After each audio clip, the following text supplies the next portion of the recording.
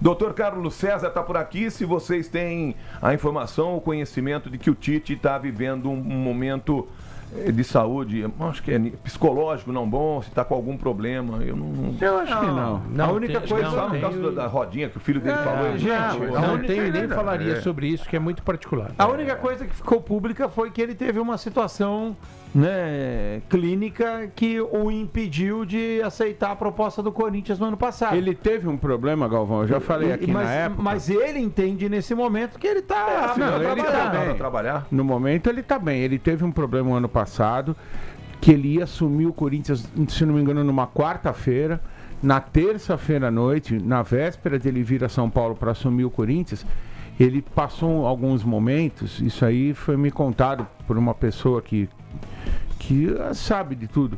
Ele passou alguns momentos, Márcio, que ele ficou sentado numa cadeira e ele não interagia com ninguém. As pessoas falavam com ele, ele não respondia.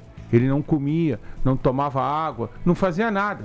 Ele ficou algumas horas nessa situação, muito triste. Aí depois, atenção, né? Depois ele foi, claro, medicado. Aí eu acho que o Tite está com uma cara assim, eu tenho assistido as coletivas dele, ele está com uma cara meio abatida, mas eu acho que é mais por causa dos resultados que não vieram no começo do trabalho no Cruzeiro. E ele vai acertar o time, é só as pessoas terem um pouco de paciência. Para mim, assim, uma coisa que para mim tá clara é como Tite e Dorival Júnior, para falar de dois exemplos recentes, eles mudaram completamente após a passagem para a seleção brasileira.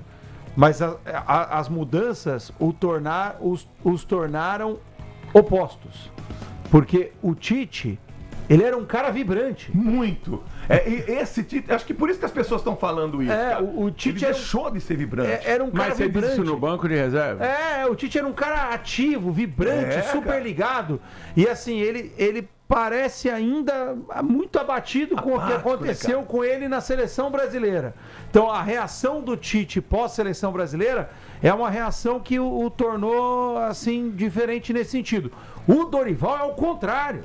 O Dorival ele não sentiu, né, cara? Não, pelo contrário, o Dorival ele saiu com raiva, cara. E ele virou, pra mim, minha opinião, ele virou um personagem muito melhor agora que ele saiu da seleção. Porque ele fala as coisas. O Dorival era super político, polido, né? Cheio de cuidados pra falar. Ele falou do Martínez. Não, agora ele fala o tempo todo. O Zacarias, não conheço. Agora ele fala não o tempo conheço, todo. Não sei quem é. Foi o Memphis que falou dele. E ele fala Zacarias.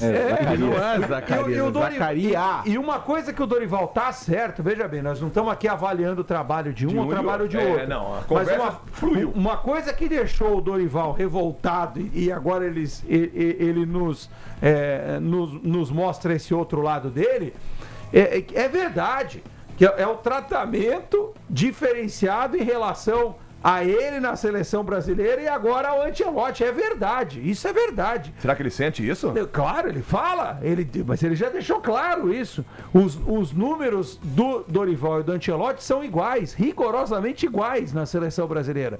E é verdade que o tratamento era completamente outro. Enquanto o Ancelotti é tratado como um ídolo, mas ele é um ídolo mesmo. Sim. Mas ele é um ídolo do futebol mundial. O Calil não gostou do comportamento dele.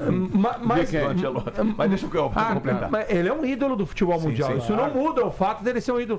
Mas com os mesmos números, o Dorival era tratado como um treinador horroroso, atrasado, que não podia estar na seleção brasileira. Então isso revoltou o Dorival e o Dorival voltou com... Tá trazendo isso pra campo, né? Ele voltou com essa mágoa, assim, com esse rancor.